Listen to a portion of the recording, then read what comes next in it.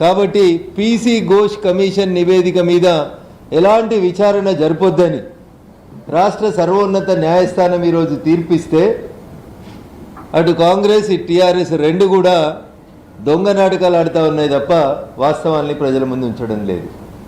2 రోజుల క్రితం కరీంనగర్ జిల్లాకి మాజీ ముఖ్యమంత్రి చంద్రశేఖరరావు గారు, మేడిగడ్డకి ప్రస్తుత ముఖ్యమంత్రి రేవంత్ రెడ్డి పోయి మ్యాచ్ ఫిక్సింగ్ చేసుకొని బాహుబలి సినిమా షూటింగ్లో ప్రభాస్ గారు కొండలని పాకిన రీతిలో ఒక డూప్ ఫైటింగ్ చేసుకొని నేను తిట్టినట్టు చేస్తా నువ్వు కొట్టినట్టు చేయని ఒక నాటకం ఆడేది తప్ప ఇంకొకటి లేదు.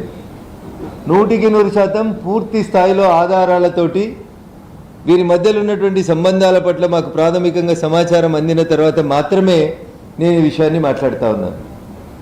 ఏం జరిగింది అసలు? కాళేశ్వరం వెనకాల ఏం జరిగింది? చంద్రశేఖరరావు గారి మానస పుత్రిక అయినటువంటి కాళేశ్వరం ప్రాజెక్టు పేరిట కేసీఆర్ గారు 1,00,000 కోట్ల రూపాయల డబ్బుల్ని ఖర్చు పెట్టినారు.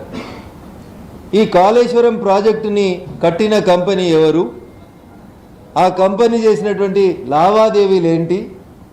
కాళేశ్వరం ప్రాజెక్టు డిపిఆర్ నివేదిక తయారైనప్పటి నాటి నుంచి మొదలుకుంటే రేవంత్ రెడ్డి గారు ప్రమాణ స్వీకారం చేసిన డిసెంబర్ 7, 2024 దాకా 23 దాకా మొత్తం అంశాల మీద సిబిఐ విచారణ జరిపించమని ఒక సింగిల్ లైన్ ఉత్తరం రాస్తే సిబిఐ ఈపాటికి విచారణ దాదాపు ముగించేది 2.5 ఏళ్లలో.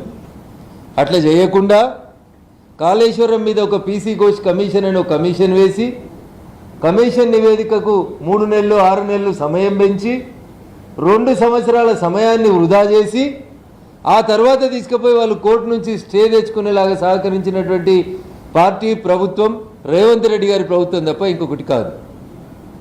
నేను ఈ మాట ఇంత ఖచ్చితంగా ఎందుకు చెప్తున్నా అంటే చంద్రశేఖరరావు గారి మానస పుత్రిక కాళేశ్వరం ప్రాజెక్ట్ ఎట్లనో రేవంత్ రెడ్డి గారికి కూడా మానస పుత్రిక పెట్టుకోవాలి, ఏర్పాటు చేయాలి, తయారు చేయాలి.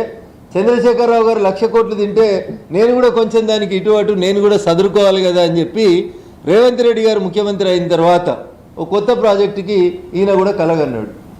ఆ ప్రాజెక్టు పేరు మూసీ రివర్ డెవలప్మెంట్ ప్రాజెక్ట్ అని ఒక కథ కట్టిండి ఈయన. మొత్తం ప్రాజెక్టు కాస్టు 95,000 కోట్లు. రేవంత్ రెడ్డి గారి మానస పుత్రిక ప్రారంభము 95,000 కోట్ల రూపాయలతోటి ఈయన ఒక ప్రాజెక్ట్ని మానస పుత్రికగా సెలెక్ట్ చేసుకున్నాడు.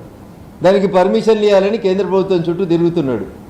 దాంట్లో మొదటి దఫా టెండర్లు కాల్ఫర్ చేసినారు. 9,500 కోట్ల రూపాయల సుమారు మొదటి దశ అంచనాల ప్రకారం 9,500 కోట్లకి టెండర్లు పిలిచారు.